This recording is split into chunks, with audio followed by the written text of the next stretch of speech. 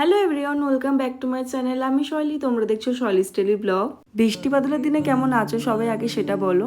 গরমকালে যেই মাঠে বসে আমরা আড্ডা মারি সেই মাঠ আজকে পুরো ডুবন্ত, আর তার মধ্যে বাসু আজকে বাড়িতেই আছে। আর এদিকে হচ্ছে আমার বাবার প্রচন্ড পরিমাণে মাছ ধরতে ভালোবাসে, আর তার সাথে যোগদান করেছে বাসুও। শুধু ছোটবেলায় নয়, এখনো অবধি যখনই আমরা গ্রামে যাই সকালে জল খাবার কমপ্লিট করে হাতে চারা নিয়ে আর বড়শি নিয়ে চলে যেত পুকুর পাড়ে। আর একইভাবে বাসু এই জিনিসটা খুব পছন্দ করে।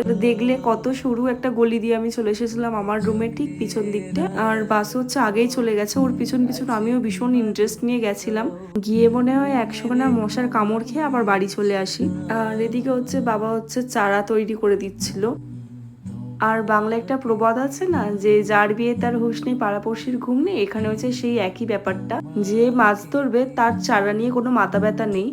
আর আগের ভিডিওতেই দেখেছো যে বাবা অনেকগুলো আমড়া পেরেছিল, তো মা এখানে কেটে দিয়েছিল আর দুজন মিলে তাই খাচ্ছিলাম টুকটুক করে। আর তার খানিক পরে বাসু বললো চলো পেয়ারাগুলো গিয়ে পারি, কারণ বাড়ির সামনে এতটা জল যেহেতু সেই জন্য সাধারণত কেউ অতটা আসেও না। আর সত্যি বলতে পেয়ারা খাওয়ার এখানে উদ্দেশ্য ওরও ছিল না আমারও ছিল না, একটা ঝোঁক। আর বলতে পারো বিশেষ করে জল ঘাটার নেশাতে দুজন মিলেই বেরিয়েছিলাম। এই গাছের পেয়ারাটা এত পরিমাণে মিষ্টি হয় না, তো পোকা লাগে খুব তাড়াতাড়ি। তারপর বাড়ির দিকে আসছিলাম, ঠিক সেই সময় চোখে পড়লো মানি প্ল্যান্ট গাছের গুলোর দিকে। এই জায়গাটা মানি প্ল্যান্ট বসানোর আমার একটাই কারণ ছিল, খুব ন্যাচারাল ভাবে একটা ব্যাকগ্রাউন্ড রেডি করতে চাই ফটোশুটের জন্য। আর অনেকদিন পর যেহেতু বাসে আজকে বাড়ি আছে, তো সকলে ছিলাম ভীষণই খুশি। আর তারপর চলে গেছিলাম একেবারে খাওয়ার জায়গায়, কারণ আজকে মেনুতে ছিল অনেক কিছু।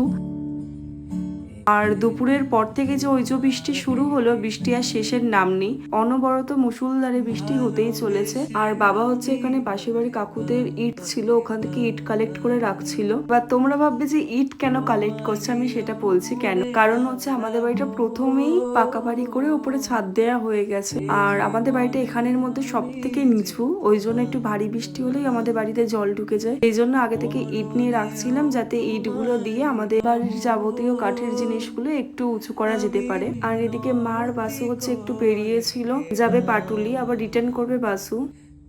একদিকে ভালোই হয়েছে যে পুরো ঘরটা একবার হচ্ছে ক্লিন হয়ে গেছে, তো দেখাই কিরকম লাগছে।